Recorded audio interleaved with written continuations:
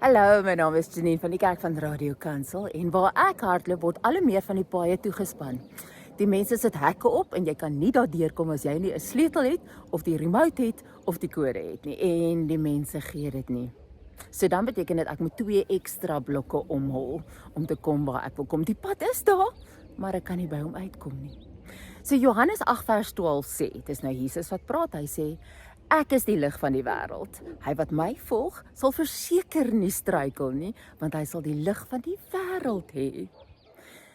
Ek verstaan dit, as ons is gebore in sonde, dis wat die woord sê, né? So, jy's gebore in die donker, maar dan jou buurman, jou ma, jou kind, almal lewe in die donker. Almal stamp hulle shins en val oor goeie gaan te keer, maar dis normaal, dis die lewe, ons probeer ons beste, ons lewe in die donker.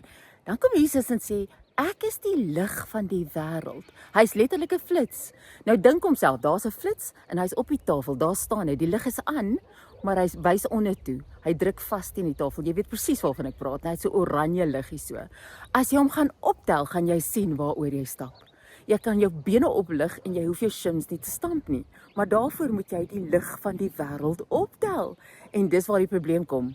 Ons is ons eie access control. Ons het 4, 5, 6 Bybels in die huis. En dis grand Bybels. Dis nie meer daai swart Bybels met die groen kant of die rooi kant so om nie. Ons Bybels is om so goud buite om.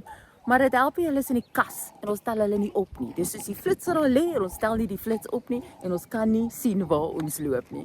En dis wat ek met jou wil deel vandag. Hy is die lig van die wêreld. Hy beloof jy sal nie struikel nie. Tel hom op, doen die lewe saam met hom en jy gaan sien waar jy moet gaan. Nou maar toe, hier kom 'n kar. Hierdie einste lig wat ek hier kon deurkom nie.